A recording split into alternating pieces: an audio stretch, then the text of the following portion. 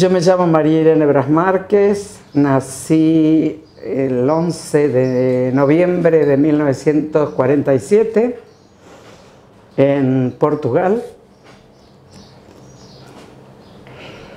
y emigramos a Argentina el 26 de julio de 1952. Como todas personas o todos los inmigrantes, creo que mis abuelos, mi abuelo había venido en el año 28. El año 28, mi abuelo, yo creo, a través de la investigación que uno puede ir haciendo, que pensó en Argentina, ¿viste? En ese tiempo era Argentina, Estados Unidos o Brasil, buscando una mejor calidad de vida, pero a veces detrás de engaños. Vos cuando emigrás, bueno. Y la cuestión es que yo estaba muy entusiasmada, yo recuerdo perfectamente cuando me subí al barco, cuando mis padres pobres pensaban que me iba a caer. Y recopilando por qué mi abuelo se vino a Argentina, mi abuela lo único que me decía, porque estuvo amenazado, yo fui a ver el lugar, él tenía huellas, tenía esto, tenía aquello, y aparentemente tuvo miedo que lo mataran. En Portugal estaba una tiranía, y después yo creo que cuando uno ve lo que fue la ETA y todo eso, hay el autor de Patria, que es un libro que describe la ETA y la vivencia del lugar, ahí dije esto de haber pasado con mi abuelo. Él decía que es peor vivir en un lugar chico, ¿sí?, que en una ciudad. Y era un lugar chico, era una aldea. Bueno, mi abuelo finalmente estuvo desde el año 28 hasta el 42 en que llega su hijo.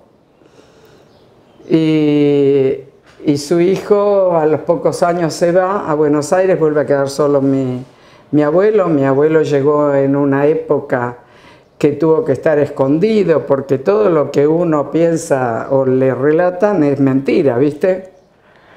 Y bueno, y hasta que en el 47, en unos meses antes que yo naciera, emigra mi abuela. Y nosotros llegamos en el 52. En el 52, lo primero que yo me acuerdo es mi papá que le dice a mi abuelo por qué lo había engañado. ¿Cómo por qué? ¿Por qué tengo que tener la libreta peronista? Yo tenía 4 años, no te olvides.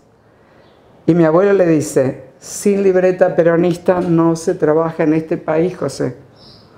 Yo me quiero volver.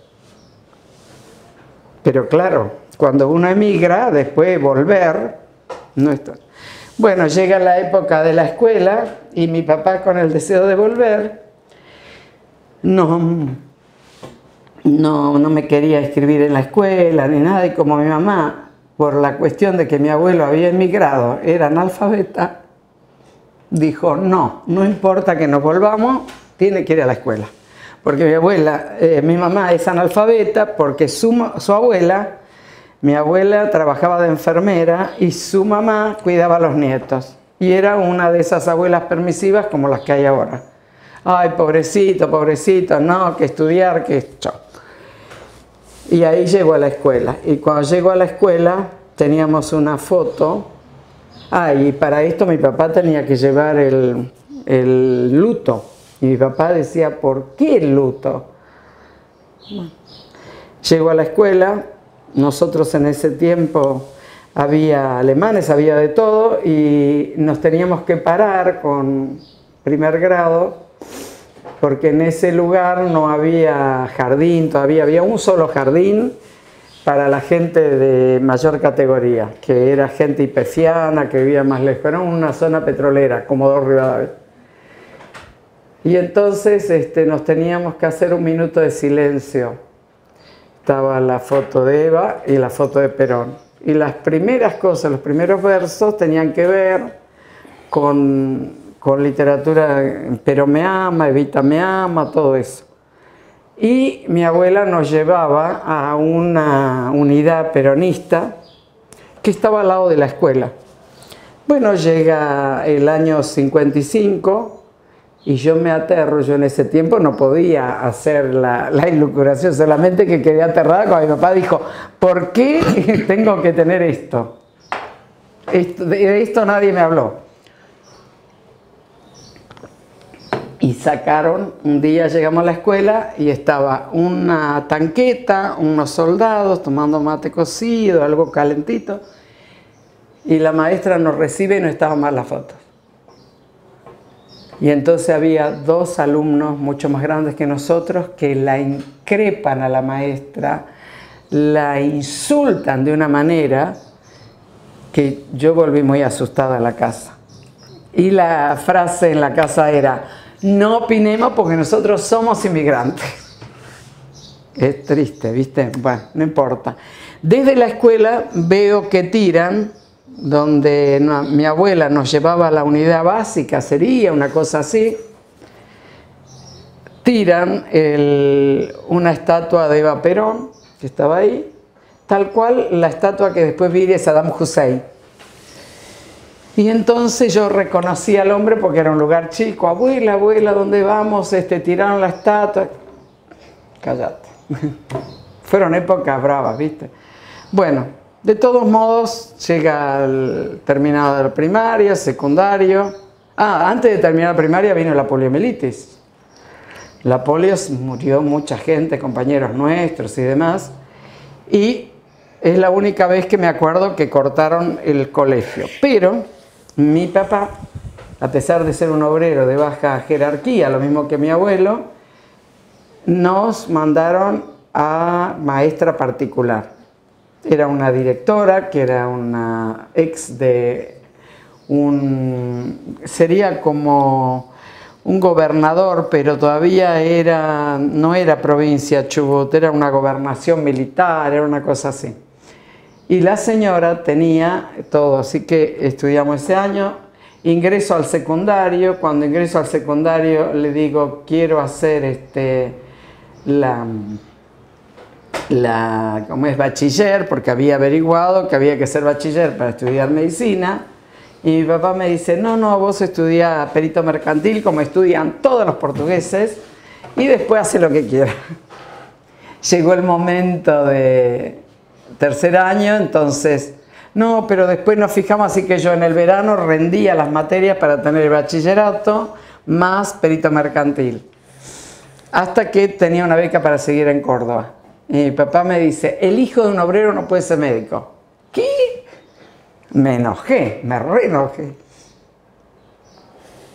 Y bueno, y ahí empezó una serie de peripecias hasta que después lo conocí a mi marido, estudié ciencias biológicas un año o dos en Comodoro, pero el tema, yo dije: voy a ser médica o no voy a hacer nada, porque no me terminaba de llenar, ¿viste? Recién se formaba la Universidad de la Patagonia San Juan Bosco, Bueno, la cuestión es que me caso, vienen unas épocas muy difíciles, muy difíciles del país, y mi marido era visitador médico y nos fundimos. Pero no que nos fundimos, viste, a tener cero, era 10 pisos para abajo del subsuelo. Y yo siempre digo que esa fue la oportunidad, porque uno de los laboratorios le dice: te ofrezco ser visitador médico full time en La Plata. Y yo lo primero que dije: La Plata, universidad, facultad de medicina, solucionado. Y entonces le planteé a mi jefe, yo trabajaba en una concesionaria Fiat, y me dijo: ¿no te das cuenta cómo está el país? ¿Qué año era? ¿Qué año estás hablando? 1974. Diciembre de 1974. 75 ingreso a la facultad y 76 es el golpe el 24 de marzo. Y bueno, y no me acepta la renuncia, me dice que recién cuando yo esté en La Plata, yo teniendo trabajo presente la renuncia. Bueno, hice eso y yo llegué el 23 de diciembre y el 13 de enero tenía trabajo en la Clínica Integral de La Plata, así que ahí le mandé la renuncia y bueno. Y empecé a estudiar el día 28 de abril, que mi marido cumple el 27 de abril y fue la primera vez en la vida que yo me olvidé hasta el cumpleaños de él. Así que estaba tan emocionada con lo mío. Yo siempre digo, viste, que algunos dicen, ¿cuál fue el día más emocionante de tu vida? Ay, cuando tuve los chicos, cuando tuve... No, para mí fue el día que me recibí. Y recuerdo que a alguien le digo, ay, qué suerte, iba a retirar el título. Porque yo recién estoy empezando, no importa. Ya. Bueno, así que una cosa y otra, mucha violencia, mucha cosa. Viví en lugares, pensiones, conocí a la gorda Matosa. Mi marido cobraba un buen sueldo porque era visitador médico, pero no había posibilidad de alquilar, no había posibilidad de alquilar departamentos, ¿viste? Entonces, ahí en la Clínica Integral la conozco a Ledy. Y Ledy me dice, uy, yo sé que vos estás viviendo de pensión en pensión con la nena. De todos modos, yo tengo un buen recuerdo de las pensiones, ¿eh? Vos sabés que eran pensiones de mala muerte, céntrica y todo, pero nunca hubo hecho de inseguridad. Yo no tenía ni para cambiar la cerradura, la puerta, no te faltaba nunca nada. Y si dejaba los pañales, los otros chicos, uno trabajaba en la panadería, el otro trabajaba no sé dónde y demás, todos eran solidarios. Así que Ledy me dice, tengo una propuesta para hacerte, Irene. ¿Cuál? Quiero colaborar con vos porque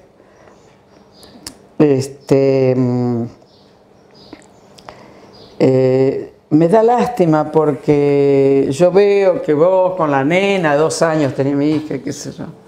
Y viste que a veces cuando la limosna es grande hasta el santo desconfía, pero cuando uno está viviendo esas situaciones no desconfía. Entonces me dice, yo tengo una propuesta, tengo la casita del fondo, tiene una habitación, tiene el bañito afuera y una cocinita y tiene un amplio patio que si vos querés podés poner verdura para distraerte mientras estudiás o algo. Puede andar la nena tranquila, bárbaro. Sí. Hasta que sé la verdad de lo que había pasado.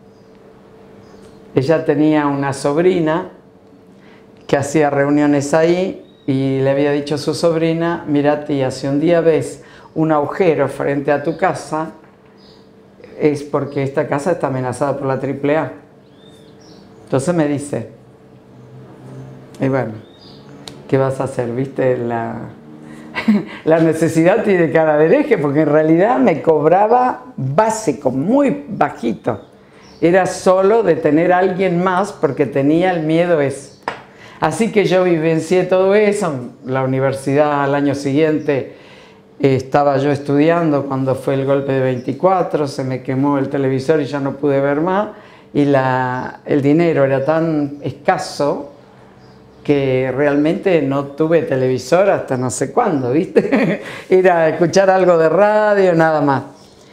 Y ahí esta chica que era la sobrina, que no aportaba y demás, que ella tenía un cierto conflicto, la veo que va hasta el fondo y que quema algo. Digo, ¿qué pasa, Gline? Estoy quemando propaganda, dice, yo tengo que quemar propaganda, yo tengo propaganda lleno y me pueden agarrar. Le digo, Gline, los helicópteros pasan, no se puede, te van a agarrar con el humo. Mirá, cuando terminó de pasar el helicóptero, le pongo un palo de escoba, le hago así y le digo, te van a agarrar así. ¿Sabes qué vamos a hacer? Vamos a poner, como había una parrillita, ponemos una mesa parecida a esta y vamos a quemar. Vos traes así los papeles que tenés, los rompemos, sale el humito, ponemos la pava, son estudiantes y así quemamos no sé qué cantidad, nadie vino a inspeccionar, nadie. Cuando terminamos me dice, me agarra el brazo, y hasta hace poco me hacía mal, ahora ya no me hace mal. Me dice, pensar que si fuera al revés yo te entrego para que te maten. Le digo, Clini, ¿por qué me vas a entregar? Porque pienso distinto que vos. Es que es así, la lucha es la lucha. ¿Qué pasó con tu compañero? Que 3 días antes lo secuestraron. ¿Pero vos no sentís nada? No.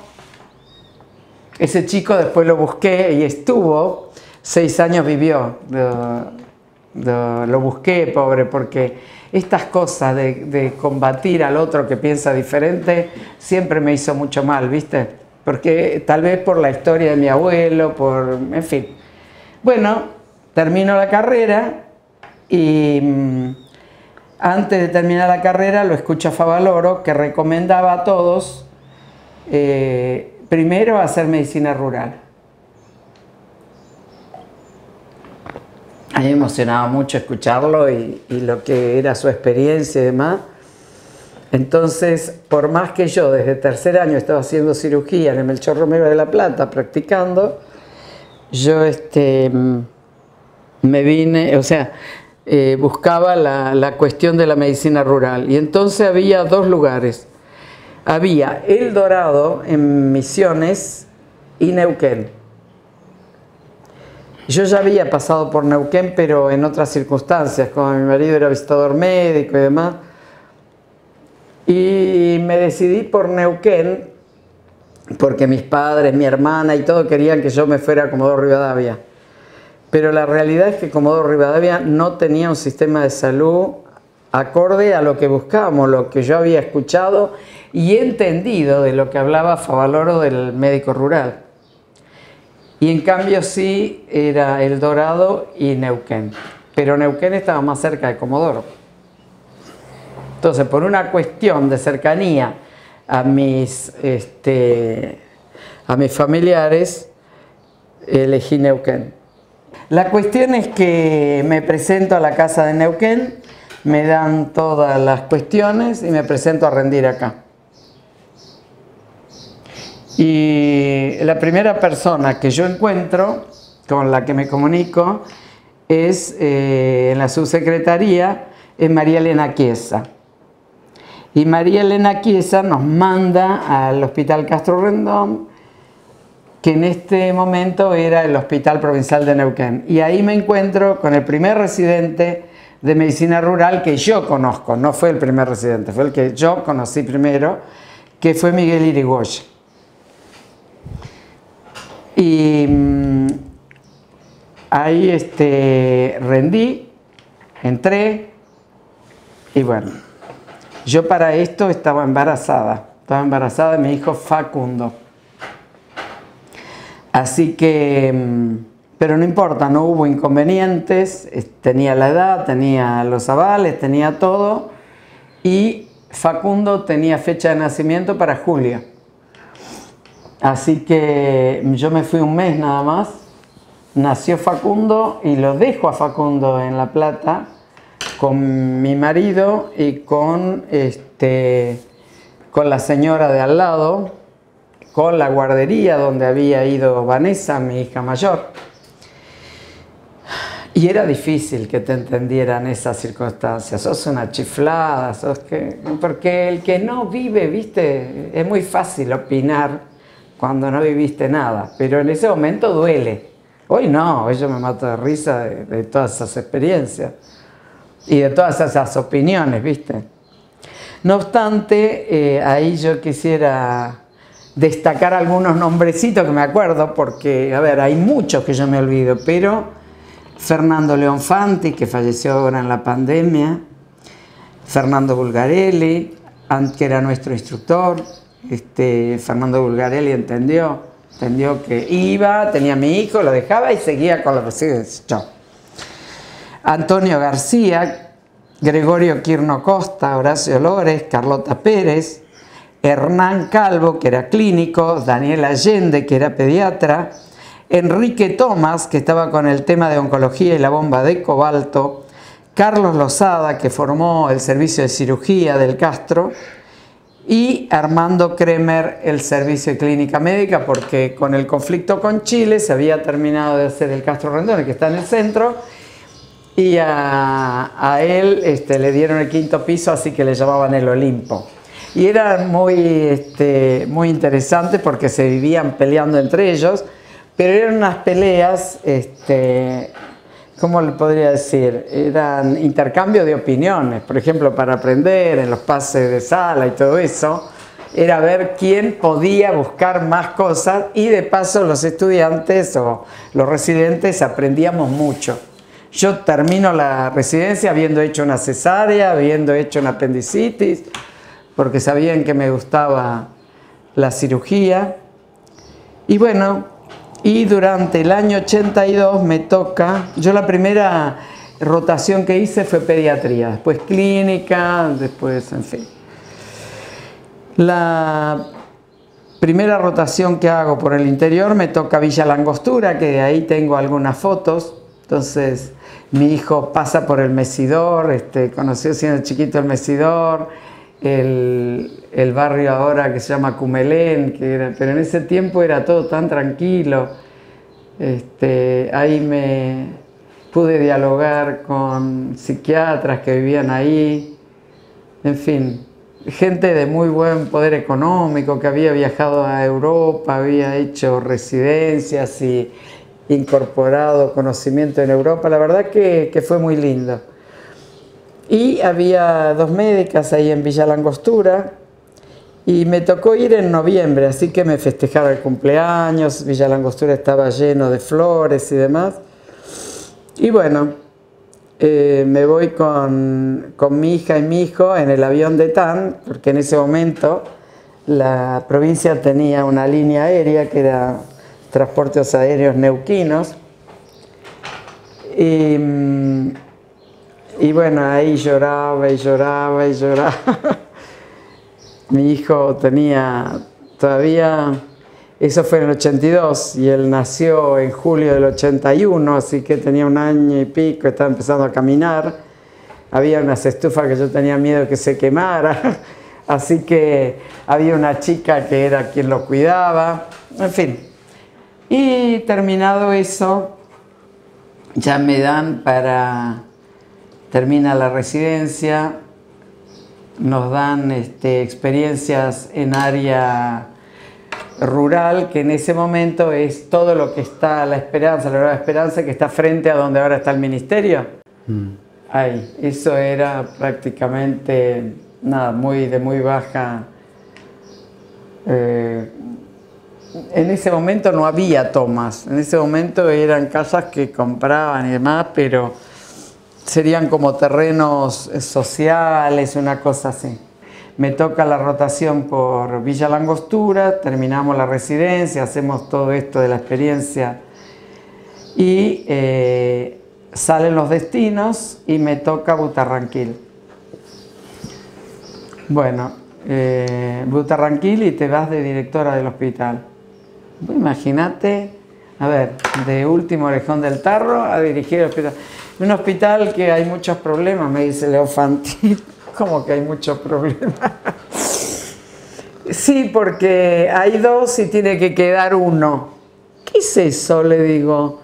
Vos me vas a mandar al frente para que yo le corte la cabeza. Algunos yo no corto la cabeza a nadie. Primero porque no conozco la historia, nada.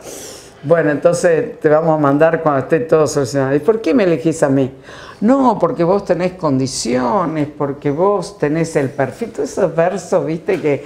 Pero uno en esos tiempos era que no tenía otro para mandar a ese lugar. Nadie quería ir, ¿me entendés? Nadie quería ir a ese lugar. Todos me cargaban porque decía... las vacas son desnutridas, los pibes son desnutridos, tenían harta con esto de que todo era desnutrido. Bueno, y me lleva, el jefe de zona me lleva, pero no sé a qué velocidad. Yo dije, acá nos hacemos bolsa.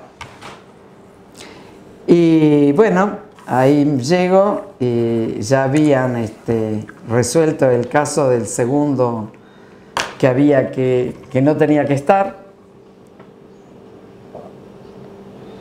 Y me muestran la casa tuve que gestionar la luz, estaba llena de cera de velas, porque en ese tiempo no teníamos más de 8 horas de luz, 10 horas, después si había un parto te dejaban un poco más de luz con las bombas, había un ruido permanente. Empecé a conocer a las personas, empecé a conocer los números, descubro que el hospital estaba con un déficit de 3 meses, deuda de 3 meses, y había que seguir dando de comer a esa gente. Así que lo primero que hago es hablar con el jefe de zona y dice, habla con el proveedor, que te aguante, qué sé yo, sí, hablar con el proveedor, pero tengo que hacer otras cosas. Por lo menos cerrar todas las canillas, qué sé yo. Entonces, la primera cuestión que me encuentro, dije, bueno, vamos a poner en orden esto, tenemos que levantar y remontar, y tenemos que hacer el protocolo de las comidas que se sirven en el Hospital Provincial Neuquén. Así que es entrada, qué sé yo, el postre. ¿Qué postre? Acá no hay postre. ¿Cómo no hay postre? Yo pensaba, no hay postre y tengo un déficit de 3 meses, ¿viste? A ver, ¿qué te pasa? No, a esta gente no le gusta. Bueno, a mí no me importa que no le guste. Hablaré con los de allá. Nosotros siempre éramos muy verticalistas respecto al Hospital Provincial Neuquén. Nosotros agarrábamos todo lo que era nuestra experiencia en el lugar, porque había que respetarla, y había que respetarla por una serie de cosas. A veces hasta palabras tuviste que hacer. Por ejemplo, tengo un problema con los compañeros, qué sé yo, y bueno, que vengan los compañeros. Nada, espera, los compañeros son los testículos. Oh. Él está curado. Bueno, si está curado, ¿para qué viene al hospital? No, está curado es que está mamado. Ah, bueno, era así. Era otro lenguaje, ¿viste? Algunos empezaban a llorisquear porque yo les decía, bueno, acá los miércoles es el día que entrega, el proveedor llega todo de Mendoza, todo lo que son provisiones. Así que ese día todo el mundo tiene libertad, se turnan, pero al hospital no se trae ni una bolsita de nada. Salen, tienen el tiempo para ir a comprar, llevar a su casa, y al hospital se entra y se sale sin ningún paquete. ¿Para qué? Un llorisqueo. Se quejaban al jefe de zona. Alguien me mandó un anónimo, la vamos a hacer saltar. Yo decía, ¿qué pasa acá? Entonces, la ambulancia, ya el primer día también digo, ¿este hospital no tiene ambulancia? Sí. ¿Y a dónde está la ambulancia? En la casa del chofer. ¿Cómo en la casa del chofer? Acá es así, doctora, ¿me entiende? Acá es así. ¿Perdón? Este es un pedacito de la provincia y va a cumplir las mismas reglas que cumple aquel que está en el centro del hospital de Neuquén. La ambulancia, muéstreme dónde está el decreto, lo que tengan, que avale que tiene que estar en la casa del chofer. Busqué, tenía que estar en el hospital, tal cual era la lógica. Otro conflicto más. Pero ¿qué pasaba? Las personas empezaron a darse cuenta que había cosas que empezaban a funcionar de otra manera. ¿Entendés? Había como un orden. Cuando el proveedor nos mandaba cosas que no era adecuada o que no correspondía, de vuelta que se lo lleve. Hasta que, y me lo cambiaban, ¿eh? O sea, con deuda y todo, yo digo, al hospital se le entrega lo mejor. Te vamos a pagar todo. Hasta que todo el mundo en Butarranquil sabía que el día miércoles la primera mercadería que se seleccionaba era la del hospital. Las mejores frutas, la mejor banana, la mejor carne, todo lo mejor era para el hospital. Así que eso también fueron satisfacciones, porque llegó un momento de que pasé del déficit a que me sobraba combustible, me sobraba materiales para el querosén, se usaba en ese tiempo, me sobraba garrafas, tenía abundancia de todo. Tuve que educar a los agentes sanitarios, porque en ese tiempo también se les pagaba, y entonces ¿cómo es que ustedes se manejan? No, nosotros compramos, porque el mismo proveedor, nosotros compramos y después a fin de mes lo que nos da la subsecretaría, el cheque, se lo damos a ellos. No, no, no, no. No es así. Nosotros hacemos una licitación donde ustedes, el kilo de carne sale tanto, el kilo de pollo sale tanto, esto sale tanto, por lo tanto ustedes tienen que aprender a comprar de distinta manera. Y claro, les cambié todos los paradigmas, ¿viste? Pero los proveedores no tuvieron problema conmigo, porque sabían que era moral, o sea, el tema era moral. Yo les decía, no solamente tenemos que hacer derechos, sino demostrar. Entonces me empezaron a regalar rebenques, porque era la época que yo empezaba a aprender a andar a caballo. Y entonces me decían, doctora, pero el rebenque no es solamente para los caballos, ¿eh? Usted tiene mucho rebenque para... Bueno, nada. La cuestión es que tenía un servicio de información sin que yo preguntara si alguno en el medio del campo de los agentes sanitarios estaba haciendo una tarea. Pensá lo que es Cochico.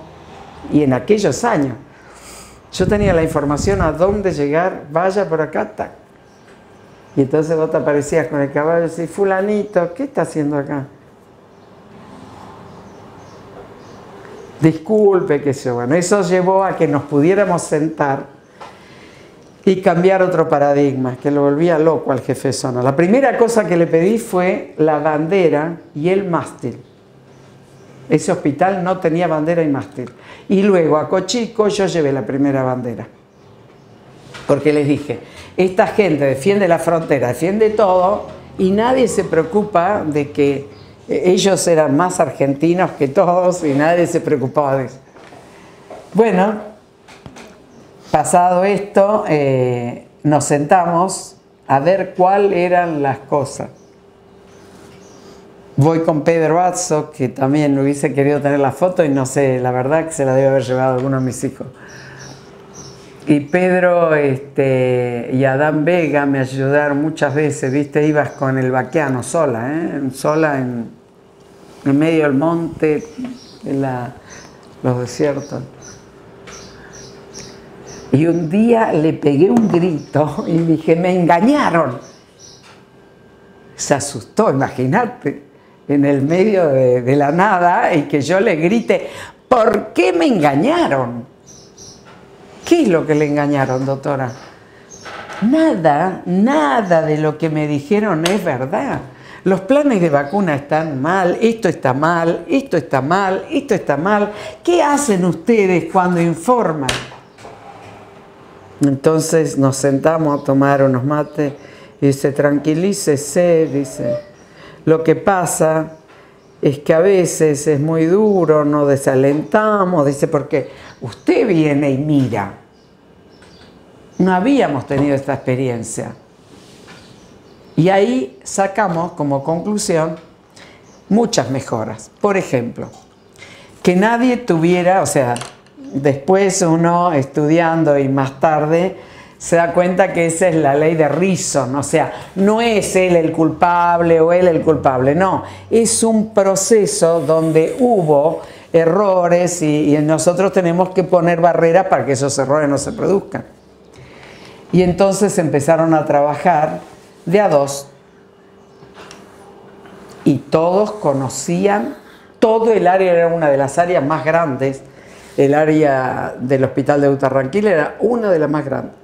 Todos conocían, porque ahora iban dos, a la vez siguiente iban dos, pero estos dos tenían que encontrar si había alguna cuestión de mejora, pero una cuestión de mejora sin culpabilidad, sin penalización.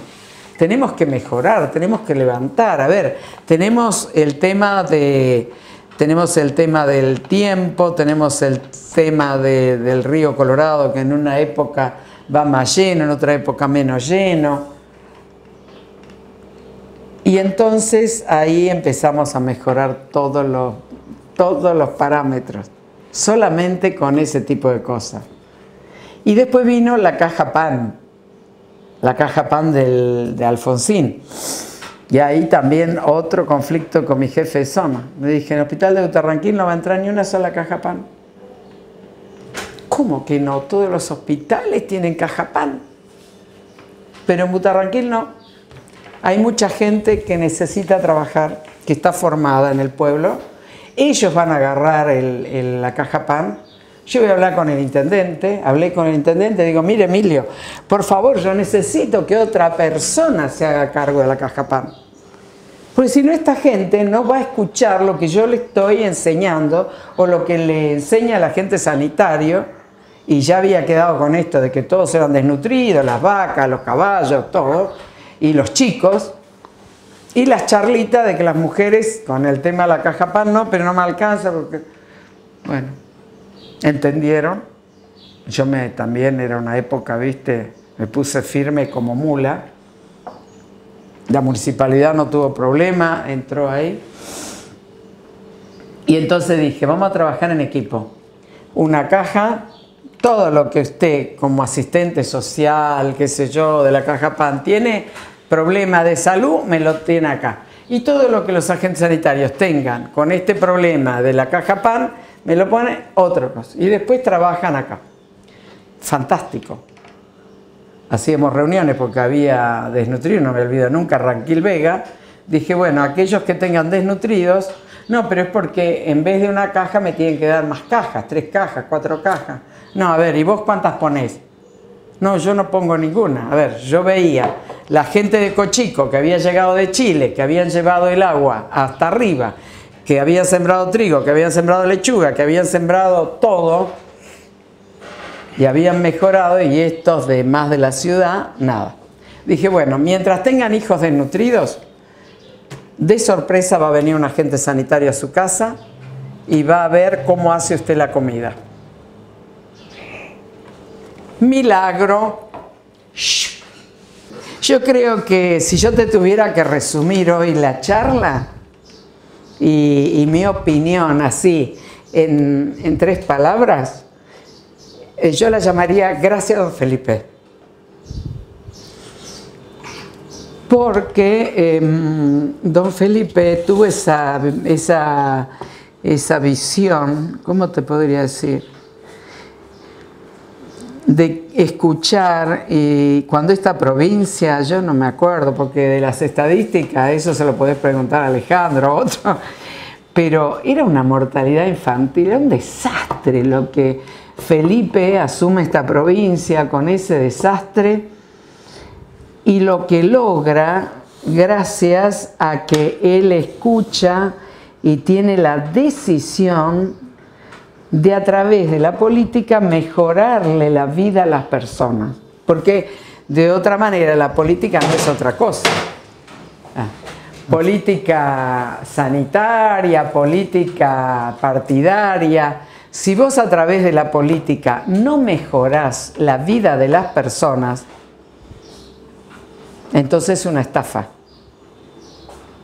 Y Felipe, yo creo que lo que Felipe hizo por esta provincia, y por eso esta provincia se diferenció del resto de las provincias de la nación, fue muy grande. Yo creo que todavía no lo dimensionamos. Yo tampoco no soy una historiadora, ni una socióloga, ni nada. Yo te hablo de lo que yo veía. Ese afecto que la gente de campo tenía era un afecto que iba más allá de que les dio una dádiva. No, ahí hubo una mejora, hubo un entendimiento, eso de las veranadas, eso de la mejora en caminos. Este camino que yo te digo, vos no sabés la maquinaria que se rompió, esas rocas, no sé, le ponen dinamita, ¿viste? Vuelan para que, ¿sabés? Hasta que ahí en en ese acto que le pusieron en el centro de salud, gracias a don Felipe, nosotros fuimos, mi marido fue el que conducía porque el camino era de pedregullo. Era una maravilla. Y ver los paneles de la luz, paneles solares, para que esas personas tuvieran electricidad a través de paneles solares. Fue el primer lugar. Yo decía, por acá, yo anduve a caballo con Pedrito, con don Adán, con Vicente, con varios. Y ahora me bajé y pregunté, sí tenemos, electricidad con esto. Entonces, pero bueno, y el hospital de Utarranquil, que en su momento decían que yo era una loca porque era un lugar condenado a desaparecer, en realidad también me invitaron para cuando empezaron a inaugurar una mejora. Ya lo ampliaron y todo eso. Así que, pero siempre me protegieron. Mirá, acá hay otras cosas, a ver. Bueno, de don Felipe yo conocí a don Canaán Zapac, su papá. Una humildad, internado en hospital público, su papá consultaba al hospital público, ellos atendían el hospital público. No son temas menores, ¿eh? Y así que los esquemas de vacunación se cumplían. Íbamos a caballo y llevábamos las conservadoras, y en donde se inicia el río Barrancas, los agentes sanitarios sabían que ahí podíamos renovar el hielo, ¿viste? Yo decía, ¿cómo hacer para renovar el hielo de las vacunas? Y sí, porque la creatividad y las ganas de llegar a objetivos, a metas, sin necesidad de que ellos hubiesen hecho un curso de administración hospitalaria, ¿viste? Era las ganas de hacer. No había horario, ¿eh? Nosotros salíamos 5 o 6 de la mañana para estar en un lugar y volvíamos cuando se terminaba.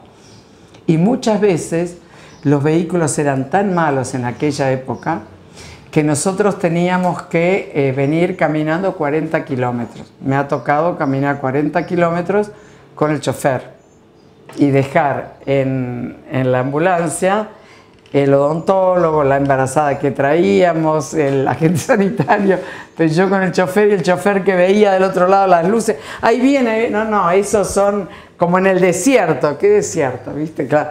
No, esos son ilusiones ópticas. Seguimos caminando. De llegar al hospital y no poder hacer una cuenta simple. Imagínate el cansancio. Y entonces, ¿quién va a auxiliar a nosotros? A ver, la gente de Vialidad, la gente del EPEN, la gente de la municipalidad, siempre todos era una actitud muy solidaria. Y cuando no había chofer o porque había pasado algo, el vehículo del hospital jamás lo condujo ni mi marido, ni otro médico, ni el odontólogo. Siempre un chofer institucional. Después, otra cosa, el comisario que me quería matar, porque 2x3, viste, uno en el tema de aquel tiempo yo tenía mucho miedo porque teníamos que buscar los sueldos en Chosmalal. Nosotros atravesábamos todo con los sueldos de 22 personas. Hablé con la administradora y con algunos enfermeros, agentes sanitarios, siempre tenía un equipo. Llega La Plata, todo el mundo sabe que llega y todo el mundo venga a cobrar. Sea las 10, las 11 de la noche, La Plata llega y ustedes cobran. Terminamos y vamos a pagar a Barrancas.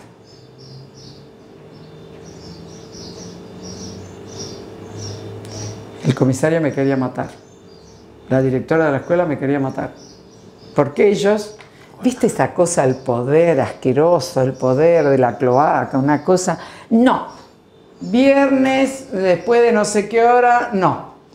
Vamos a pagarles el lunes. A ver, la plata no es tuya. Yo les exijo, y les exigía mucho, respecto a anterior, pero todos tienen que tener transparencia. Así que bueno, eso fue una. Después nos llaman una vez para reconocer un cadáver, un homicidio de un chico que había desaparecido hace 10 días. Imagínate el estrés. Porque la realidad es que como médico rural vos tenías que ser todo, pero yo nunca me la creí, que por más que te diera muchos conocimientos, siempre estaba de que podías equivocarte. Entonces, tratar de equivocarse lo menos posible.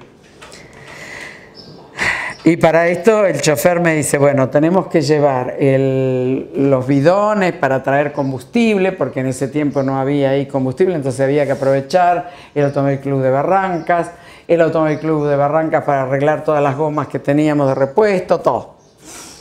Y el comisario, apúrese, doctora. Perdón, ¿usted no me dijo que el chico ya estaba muerto? Y sí, y si el chico ya está muerto, ¿cuál es el inconveniente que usted tiene? Que el equipo del hospital prepare todo para aprovechar, mientras yo reconozco el cadáver, que ellos hagan la tarea en el Automóvil Club. Bueno, pero a mí me quedó haciendo ruido el por qué el comisario estaba tan apurado a querer llevarme casi a la rastra. Y llego allá a la comisaría de Barrancas, de la parte del límite con Mendoza, y nunca había visto tanta gente. Otro detalle. Yo veo tanta gente y el chico está, un chico de 12 años, discapacitado, en el piso. Ahí está. No podrán ponerlo, era de día como ahora, no podrán cambiármelo de lugar a un lugar más iluminado, que lo veamos todo. ¿Y para qué? A ver. Y en eso escucho, oh, no, nadie escucha a los pobres, nadie escucha a los pobres, porque los pobres... ¿Qué es eso que están llorando y a los gritos que nadie escucha a los pobres? No, es una chiflada. Quiero ver a la chiflada. ¿Qué dice usted, la chiflada? ¿Quién es la chiflada? Señora, discúlpeme, ¿por qué usted grita así? Porque yo soy la mamá del chico. ¿Y qué es lo que usted quiere decir? Que no la escuchan. Porque yo le dije al comisario que por favor venga conmigo, porque a mi hijo lo tiraron al río Barrancas. Lo tiraron al río Barrancas, al brazo del otro lado, porque los yuyos están agarrados. Él iba vivo. Vamos, comisario, a mirar lo que dice la señora. ¿Qué tiene que ver? Cada maltrato he recibido en esta provincia, ¿viste? Decir que uno tiene capacidad de resiliencia, ¿no? Entonces, la señora me explica, la escucho, ¿viste? Quédese tranquila, señora. Quédese tranquila porque yo a su hijo lo voy a llevar a Chosmalal, porque yo necesito que alguien más, yo no voy a tomar la decisión sola. Yo necesito que alguien más, porque yo ya había hecho la primera mirada y tenía un escalpe de cuero cabelludo. Entonces lo que la mujer decía coincidía. Lo habían agarrado de los pelos, se le había soltado, tenía una lesión, una fractura, estaba vivo cuando lo llevaron, qué sé yo. Y bueno, ahí me fui hasta Chosmalal. Y le digo, comisario, por favor, hace 10 días que está, fíjese a ver si pueden investigar algo. Yo me voy a Chosmalal y si es necesario me voy a Zapala. Yo necesito más conocimiento de esto para tomar la decisión correcta. Porque para mí es un homicidio, pero a ver, yo para decir que es un homicidio no fue un accidente. Entonces llego, estaba el doctor Gagliardi, el cirujano en Chosmalal. Tomamos un café, le explico. No terminamos de tomar el café y llega el policía diciendo que ya habían resuelto, se habían entregado a los 2 menores. que habían asesinado a este chico. Dije, qué rápido, que no hacía falta ir a Zapala. Bueno, lo revisamos, tal cual, con el cirujano. Homicidio. Única vez que me tocó hacer un certificado de homicidio. Y bueno, volvemos a devolver el cadáver. Y todas estas cosas, camino para devolver el cadáver. Resultado de que se hizo de noche, qué sé yo. Pasé por la comisaría de Utarranquil, le dije al guardia, venimos a entregar el cadáver del chico de Barrancas que se encontró en el río. Me dice el de cosas, ya ahí no había interés, ya estaba la misma gente que está siempre, poquito y nada, total, estamos en el interior. ¿Qué pasa? No, para que usted después le avise al comisario que nosotros vamos a entregar el cadáver. Anótenlo en el registro. Sí. Llego a Barrancas, otra vez el recorrido, donde antes me habían puesto el chico en el lugar oscuro, y veo que uno con calzoncillos así, ¿viste? Como los dibujitos animados. Digo, no se asuste, somos del hospital, venimos a traer el cadáver del chico, tenemos que entregarlo en la casa. Entonces ahí me atienden, ah sí, no hay problema, regístrelo en su libro de novedades. Sí, no hay problema. Listo. Vamos, don Adán, vamos. Digo, ¿qué es esto? Le mataron el hijo, estaban los gritos que no escuchaban a los pobres y ahora hay asado, ¿qué es eso? Y me dice, no doctora, pero es que el asado acá no es como el asado nuestro. La manera de comer más simple que tiene la gente de campo para invitar a los que vienen es hacer un asado. Ah, bueno. Y ahí habían preparado una mesa con un mantel blanco, una mesa grande, y ahí pusieron al chico.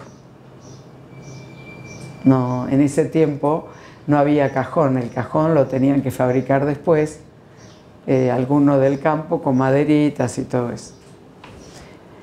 Hice el informe para el juzgado de Zapala, entonces la mujer me agradecía, pobre, y le digo, señora, es que, ¿por qué usted decía que al pobre no lo escuchan? ¿Por qué? Yo no entiendo por qué usted dice. Porque los dos son parientes del intendente de Barranca. Los dos menores que se entregaron son parientes del intendente de Barranca. Y había gente que los vio con mi hijo. Lo que pasa es que pensó que estaban jugando y después apareció que lo habían tirado y todo eso. Bueno, la cuestión es que de Zapala me manda el señor juez de que le haga una evaluación psiquiátrica, qué sé yo. Eran peor que el petiso oreja. Todo lo que yo había estudiado en la universidad eran de terror. Les puse que eran de alta peligrosidad, que por favor, porque ellos mismos decían, pero si, ¿por qué lo mataste? Porque me dijo una mala palabra. A ver, si una persona te dice una mala palabra o tu papá te dice una mala palabra, lo mato. Pero lo más, sí, en aquello yo te estoy hablando hace 40 años, ¿eh? Mamá y la cordillera. Su señoría de Zapala, responsable de esta cuestión, dijo que no había donde tratar a los menores, qué sé yo, así que se lo dejaron en Barrancas, como cualquiera, a la vista de la madre, el padre y todos los parientes del muerto. ¿Quién echó de Barrancas a esos dos menores?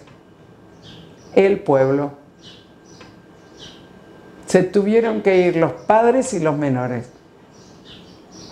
No les permitieron seguir. Pero mire qué cosa más violenta, ¿no? Después otra vez me llamaron porque se había muerto un chico, un prematuro, y también llegamos de noche, ahí eso era antes de Cochico, a la altura de Coyuco y demás. Llegamos y veo como un muñeco, vio los muñecos, las muñecas de antes con muchas puntillas, gorritos y todo. Bueno, era como una muñeca y dije, tengo que reconocer el cadáver. ¿Por qué lo hacen así? Porque la costumbre nuestra es que al angelito hay que velarlo de esta manera. Lo visten y lo ponen de pie. Yo nunca había visto. ¿Y cómo hacemos? Lo reconozco. No había golpe, no había ninguna situación que indicara otra cosa que no fuera la injuria por frío, lo que murió el chico. Pero ahora tenemos otro problema. ¿Cuál? Nosotros no podemos sacar al angelito si no está bautizado. ¿Y cómo hacemos?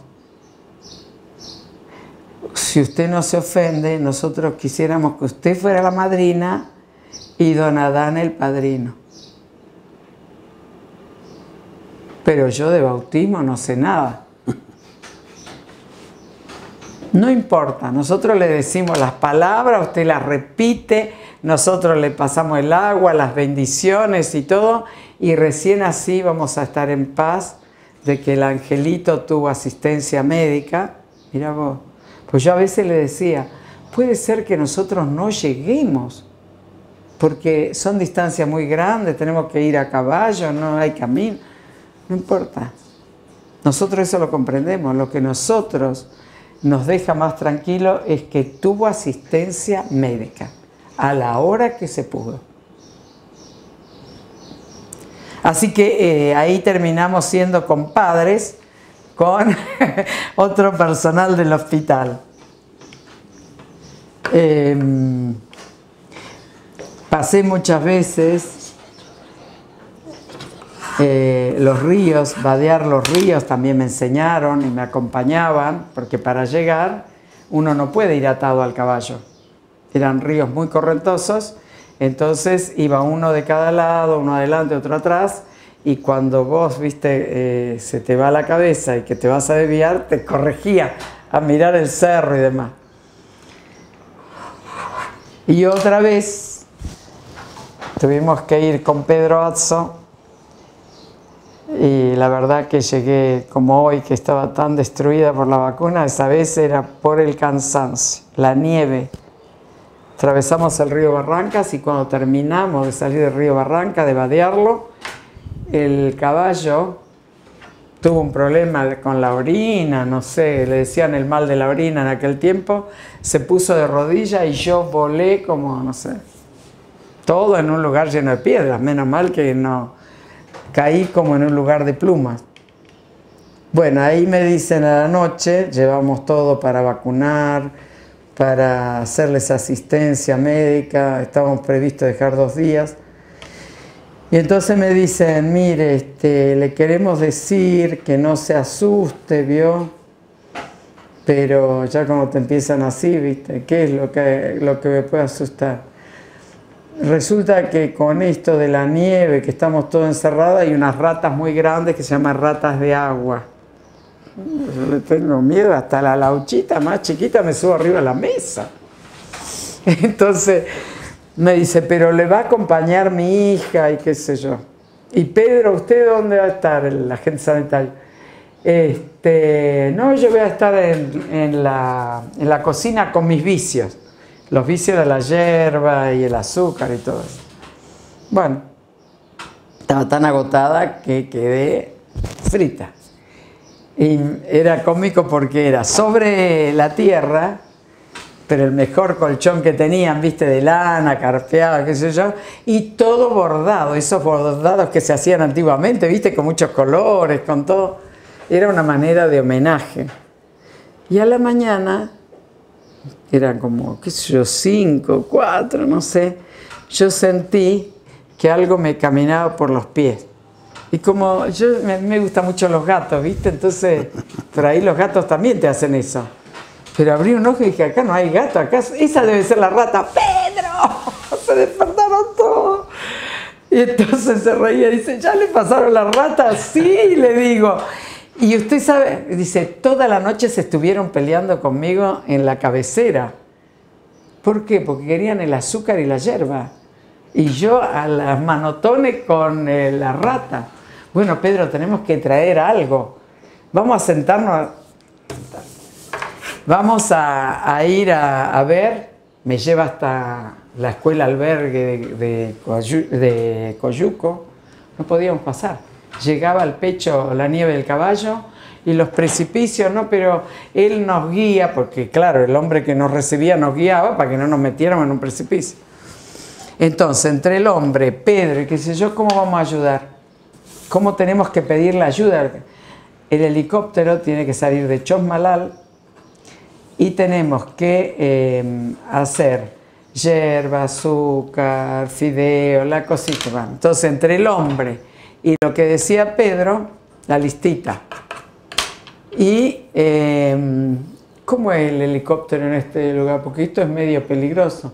Sí, pero el helicóptero entra por todo, vio el precipicio donde usted tuvimos, qué sé yo, entra y llega y de arriba, yo ya lo hice a ese socorro otras veces, chao.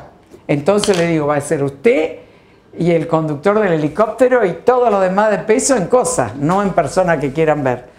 No, tal cual. Y por suerte el jefe de zona aceptó, así que, y bueno, y ahí, y le digo, ¿y la otra ayuda por dónde? Mire, el tema es que los animales están encerrados. ¿Qué es eso, encerrado? Venga que le muestro. Entonces la nieve los cubre. Había chicos quemados, había chicos que tenían dolor de muela. Bueno, eso todo con Pedro arreglamos todo, le dimos la medicación, todo.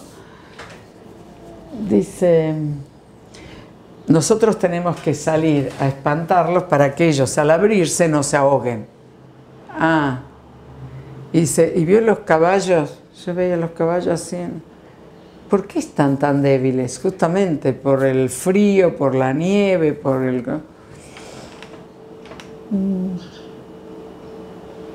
Pedro, ¿y ahora con qué nos vamos? Porque el caballo mío se cosa, acá nos prestaron. No se haga problema, yo le vuelvo a prestar otro caballo, yo le presto. ¿Y cómo hacemos para devolvérselo? El caballo vuelve a la criollera. ¿Qué es eso? Pedrito, explíquele a la doctora. Usted después que ustedes llegan, usted lo pone, lo encamina ahí al río Barranca y se viene el caballo solito. ¿En serio? Le digo. Sí.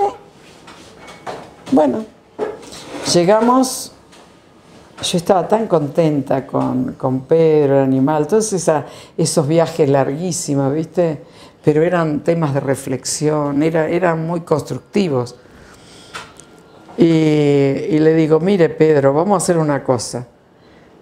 Yo termino acá y me voy a Chosmalal y todo eso que podemos auxiliar, y además hablo con el intendente, porque los fardos de Pasto y todo tenemos que salir del límite de la provincia, entrar por Mendoza, cruzar el río Barranca frente a este puesto y estas personas donde ya estuvimos, ahí reparten para todo, con seriedad.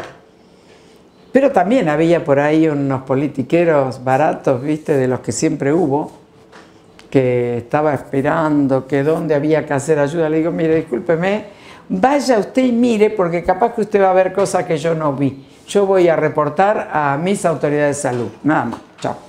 Y al intendente.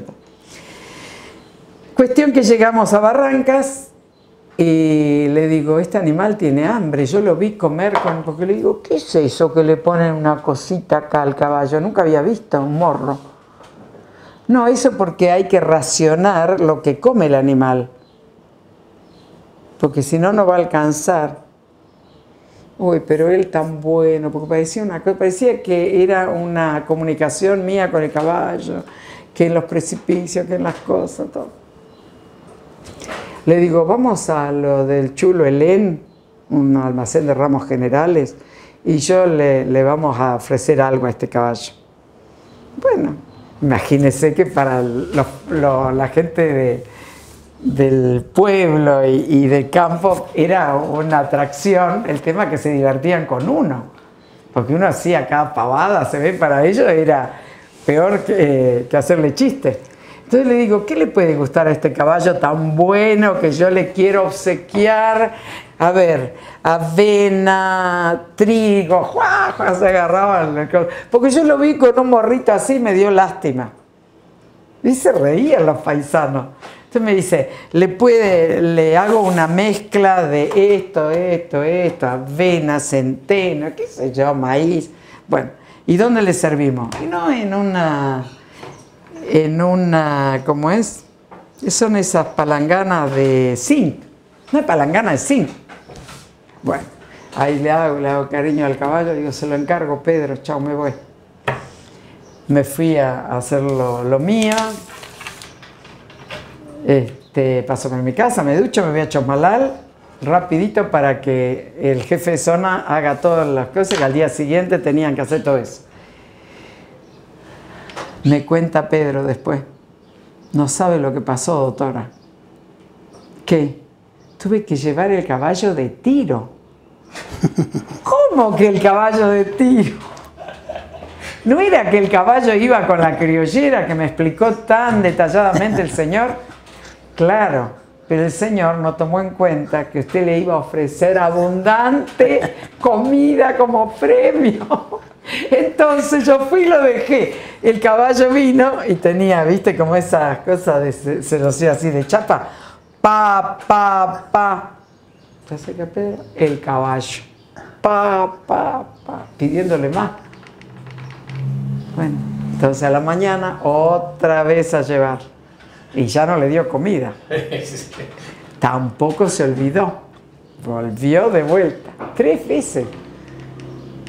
Tuvo que llevarlo de tiro con otro caballo a entregarlo. Y dice, ¿pero qué pasó, Pedrito, que no volvió solo? Yo ya estaba preocupado. Y yo que sabía que la doctora le iba a ofrecer tanta comida ahí en lo del chulo Helén.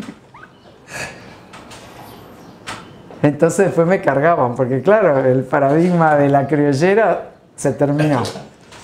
La Laguna La Fea y Esperanza Lagos era una pobladora de ahí que me llamó la atención que en Cochico estaba lleno de pavos.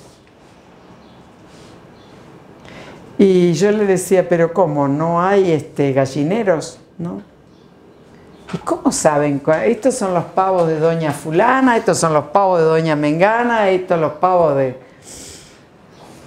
Y Esperanza Lagos fue la mujer que me acompañaba en las vueltas en la Pampa del Chenque, porque en verano veníamos por la Pampa del Chenque, pero al galope.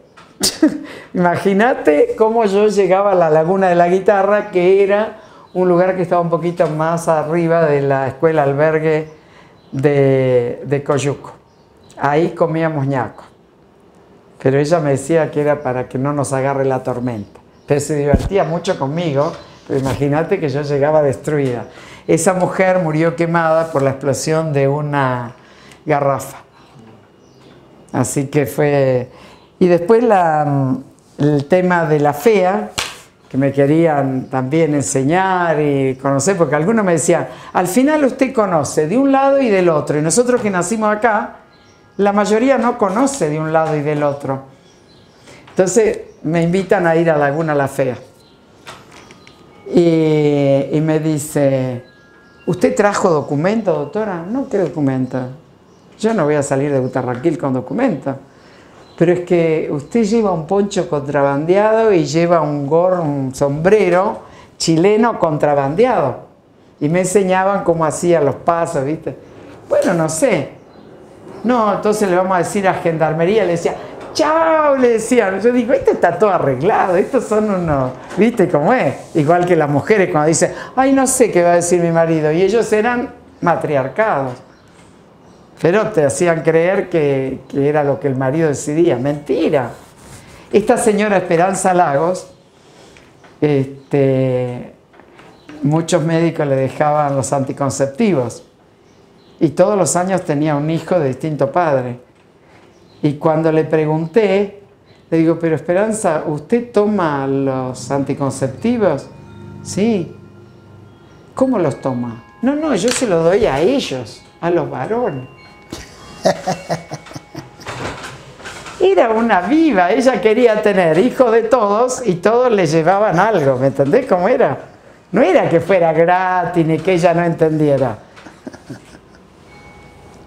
Bueno, ahí entonces me invitan a la FEA, vamos a la FEA. En la FEA, si ustedes la buscan en el mapa, hay como un ancho de un camino así de... Y después para el norte y para el sur, un agua azul impecable, y me querían mostrar a dónde habían ido unos geólogos, dónde habían dejado unos aparatos para aquella época, ¿no? Para saber cosas de geología, en fin. Entonces yo le digo, pero esto parece el mar, tan sereno, tan... Sí, me dicen, tan sereno, todo... Y cuando yo iba, como íbamos por el costado, digo, esto debe tener una profundidad, por lo que me acordaba, vio la altura igual que la profundidad. Y de golpe me están explicando y me dicen, vamos doctora, vamos, suba. Mire la punta del cerro, al galope, va uno de cada lado y usted no mire para ningún lado. A la punta del cerro, cuando lleguemos a la punta del cerro, mira todo. Pero así, me sacaron de... Cuando llego a la punta del cerro, y le hago, pero porque la laguna se enojó. Claro, yo igual respetaba, a ver, la laguna se enojó, el domullo se enoja, viste, yo por la duda respeto el domullo, la laguna y todo, viste. Cuando llegamos arriba estaba todo cubierto. O sea que muchas veces me salvó la vida el escuchar al pie de la letra a los vaqueanos. Ellos no tenían miedo de acompañarme porque sabían que lo que me decían para mí es sagrado. Bueno, y el volante y Adán. Primer auxilio que voy a cruzar el arroyo Charileo. El arroyo Charileo a las 5 de la tarde ya tenía otro recorrido. Después se hicieron un puente. ¿Sí? Se luchó también por eso y se hizo un puente. Entonces, cuando uno iba era un badén y cuando venía era otro. Y todavía había llegado hace poco, llevaba la historia de la mujer, que era una historia así. Yo trabajo de parto en la casa, no se sabía si ya había nacido el chico o no, porque era por la radio de Le Pen que habían mandado. Todavía no teníamos radio. Entonces, ahí, cuando subimos otro precipicio, el chofer me hace, mire doctora, yo lo miro, el tipo está con el volante en la mano. Le digo, problema suyo, problema mío es la paciente, problema suyo es cómo llegamos. Y seguí leyendo. Cuando lleguemos a Chosmalal resolvemos la cosa. Eso fue una anécdota que me han cargado también. Porque claro, él después confesaba que con la respuesta mía también quedó aterrorizado.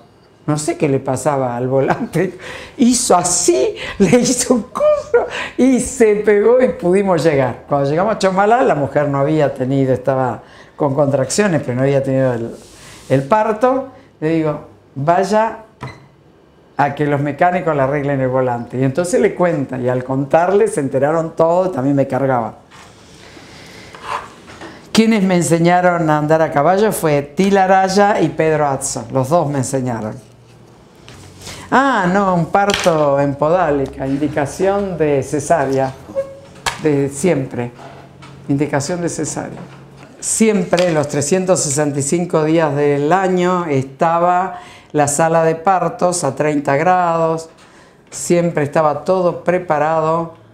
Mientras había la luz de Le Pen, estaba con luz eléctrica, con estufas eléctricas, que eso tiene un consumo, pero bueno. La cuestión es que la sala de partos debía estar siempre a 30 grados. Y después era tanto a gas, en la sala de partos era gas. Y el sol de noche siempre con su garrafa de gas nueva. Una vez me enojé tanto porque vi el sol de noche y la garrafa la habían usado para otra cosa. No existía esa chance, ¿viste? Era tan estricta, porque claro, el tema es que yo, antes que se hablara de la cultura de la seguridad, era como que ya la tenía incorporada. Lógicamente esto no es porque uno es súper genio, era lo que nos transmitieron, porque cada uno de nuestros instructores nos transmitía todo. Como no había residencias de especialidades, nosotros los residentes de medicina general, ellos querían que supiéramos hacer todo. Todo y más. Así que hacíamos todo y más. Y ese día se presenta el parto en Podálica, ya en expulsiva. Estaba con el enfermero, el AVOCAT, el suero, la medicación y sola con el enfermero. El otro médico no estaba. Así que nació bien. Lógicamente habíamos hecho partos en Podálica, todo, pero era primigesta. Primigesta en Podálica, variedad nalgas, que estaba así todo. Nació bien el chico sin ningún tipo de problemas. Expulsó la placenta bien. Pero ese miércoles llevé la carpeta y todo porque sentía mucha que hacer, ¿no? Porque en realidad no se pudo prevenir que esa mujer pudiera ser derivada antes, ¿no? Bueno, nada, anduvo bien todo. Pero lo mismo presenté el caso. Y luego fue una mujer que también de noche, porque casi todas estas cosas pasan de noche, hace un expulsivo donde el niño sale con una depresión. Tengo que intubarlo y reanimarlo, estaba sola con la enfermera también. El chico sale bien y la mujer dice, me muero. La veo y estaba pálida, ¿sí? Un chorro de sangre, una cosa. Y la placenta no salía, así que el suero, levantarle la presión. Y como tenía un banco de sangre viviente, todo esto fue antes del HIV y todo, pero como nos habían enseñado tantas cosas, yo tenía el banco de sangre viviente. Y bueno, y fue útil, porque ahí nomás llamé a 2 y pudimos grupo a grupo transfundir. Y la mujer se estabilizó, le pude hacer una extracción manual de placenta, pero al hacerle la extracción manual con la mano para poder que deje de sangrar y el útero se retraiga, podían haber quedado restos, o sea que había que estabilizar a los 2 y a la mañana trasladarlos a Chomalal. Y bueno, gracias a Dios todo bien, tan bien era que después que los trasladamos y qué sé yo, dice, no, vos sos una exagerada, esto no fue ni... No tenía restos, no tenía restos, porque Dios es grande, porque con todo el cuidado, ¿viste? Pero podía haberlos tenido y mi obligación de hospital de menor complejidad a un hospital de mayor complejidad es que se evalúe o no. Lo mismo, nosotros podíamos hacer un análisis básico, pero no es lo mismo que te lo vea un pediatra, que haga un laboratorio, un bioquímico y demás. Así que, gracias a Dios, todo bien. Y te digo, gracias a Dios, porque a veces uno necesita que el universo te ayude un poco, ¿viste? Y la otra que decían es que yo tenía que comer lo que me ofrecían. Y la verdad que yo no tenía ganas de comer lo que no quería. Entonces no, si rechazás el chivo se van a enojar. Y entonces cuando yo pregunté cómo vestirme, y me dicen, vístase como usted quiera. Nosotros ya estamos cansados de la gente que viene acá, se disfraza como nosotros. Eso me decían, se disfraza como nosotros, pero no hacen nada, no tienen brillo. ¿Qué es eso del brillo? Claro, el brillo es la actitud, es hacer y resolver, ¿no? Y Y bueno, y entonces le dije, mire, no sé en qué visita, no, yo no como chivo grande, a lo sumo cuando son chicos, el chivito, pero... ¿Y qué le gusta? ¿Le gusta la ensalada, arvejas, cilantro, pescado? Sí.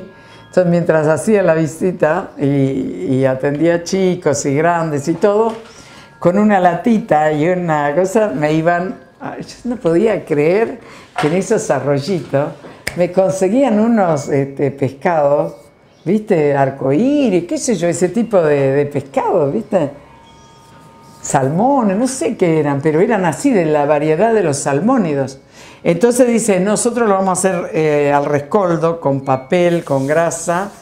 Entonces, no, yo sí tengo que hacer una reflexión final, diría que yo, bueno, cuando yo vuelvo de una visita y que querían que no me vaya, yo le decía, miren, todos tenemos que tener un tiempo. Y yo fui muy feliz con ustedes. Es más, mi hija empezaba primer año y se vino sola, porque empezaba primer año allá también en la escuela secundaria. Pero yo dije, una escuela secundaria que recién comienza no es lo mejor. Así que conseguí una amiga, mi hija sola acá en Neuquén. Le digo, pero pasa lo siguiente, yo en algún momento quiero hacer cirugía. No, pero que vamos a traer el quirófano. No es así. Además, ustedes necesitan otras miradas, necesitan gente que venga con energía, que venga a brindar. Pero viste que a veces entre el afecto y qué sé yo, como que te pueden. Y ese día volvía y miro en la televisión, ahí tenía el primer televisor color. Estaba hablando Esteban Maradona, que era el médico rural, explicando por qué se quedó en el campo. Y realmente es un hombre que yo admiro mucho, pero cuando yo lo escuché explicar ese día, yo dije, yo no quiero ser como este médico rural.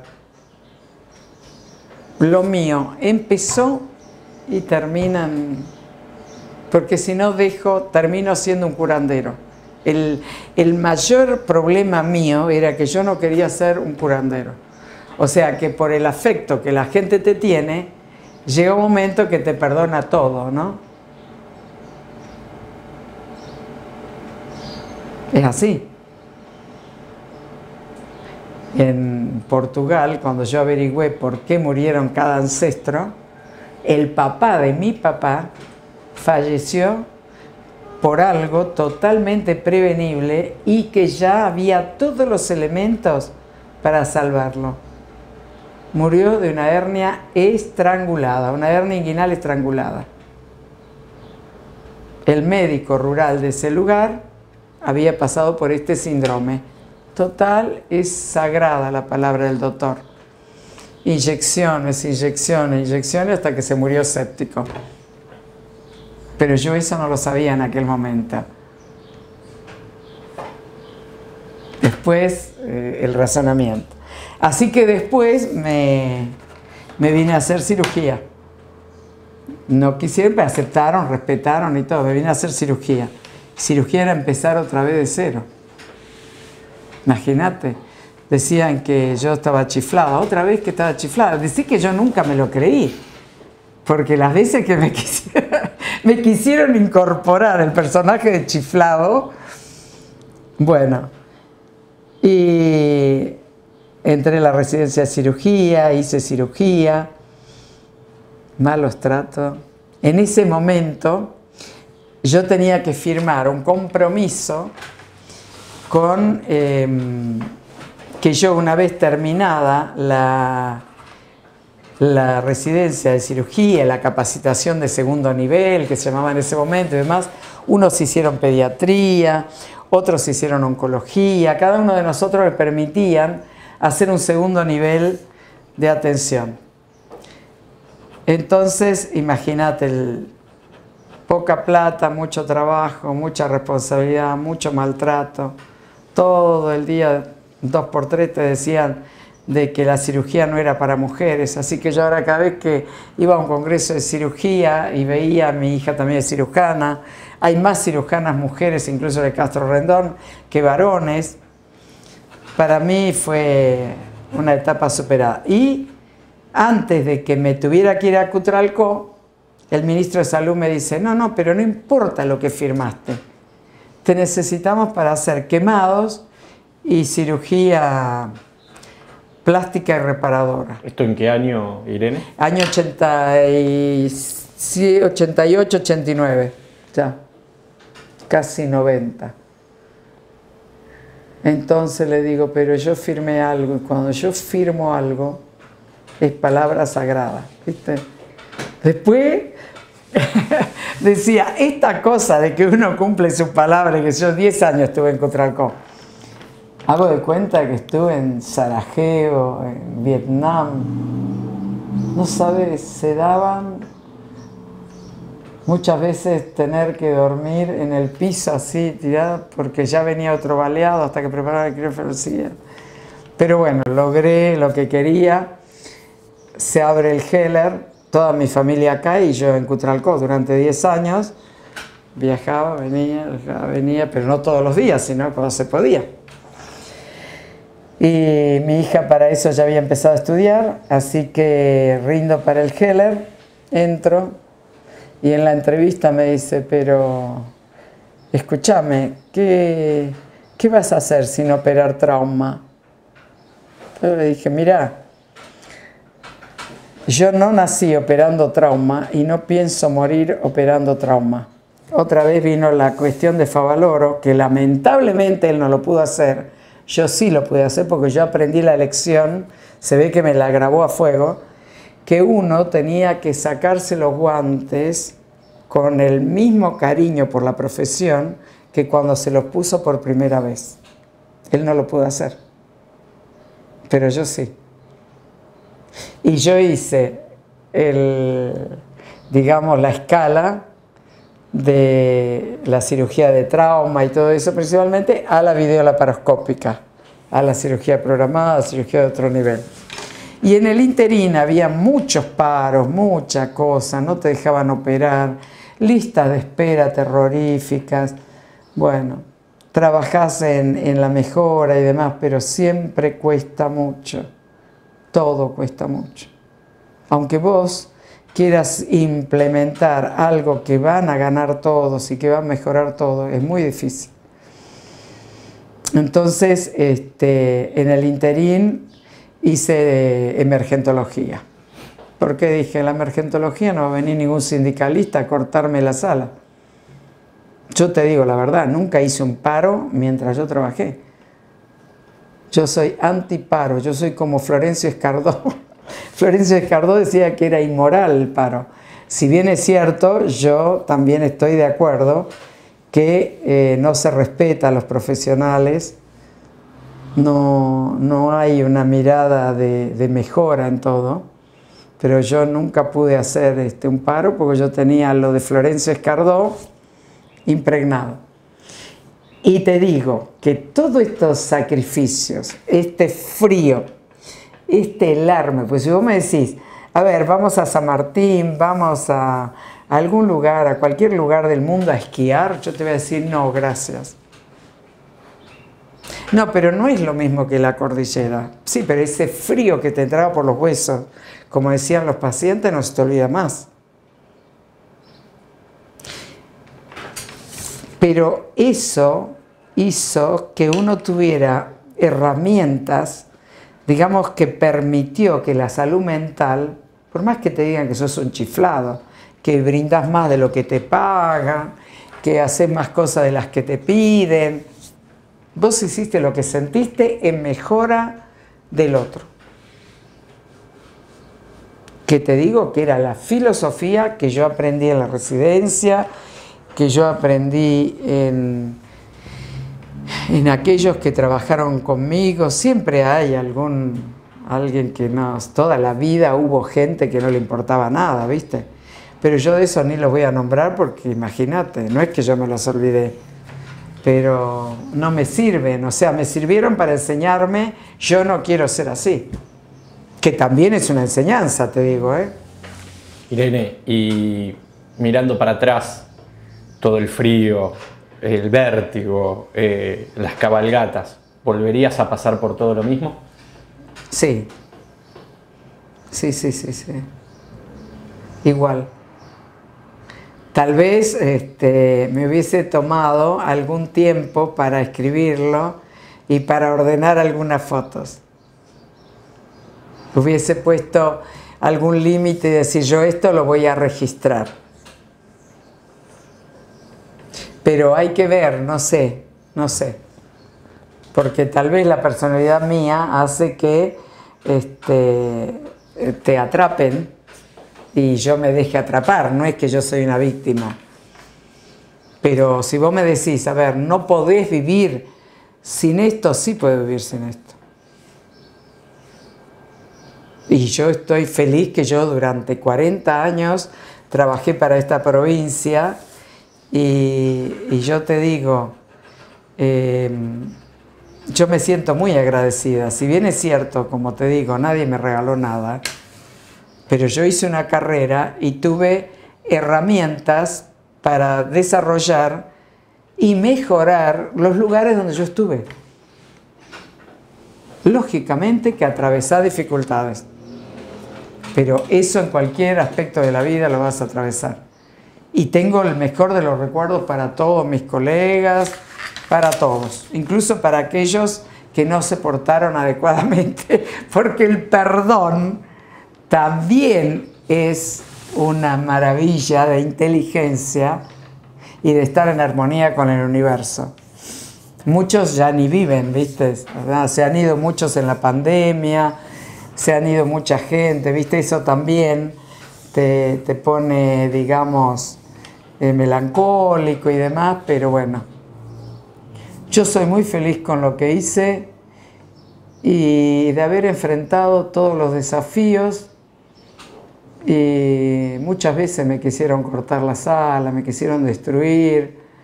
La realidad es que no pudieron. Pero no porque yo tenga ningún poder. Tal vez esa resiliencia que uno tuvo de nacimiento, no sé, o de los padres, que a pesar de ser de origen humilde, te transmitieron todo eso, porque eso tiene que ver con los valores. Gracias, Irene. Muchas gracias. A ustedes, gracias por haberse molestado hasta acá.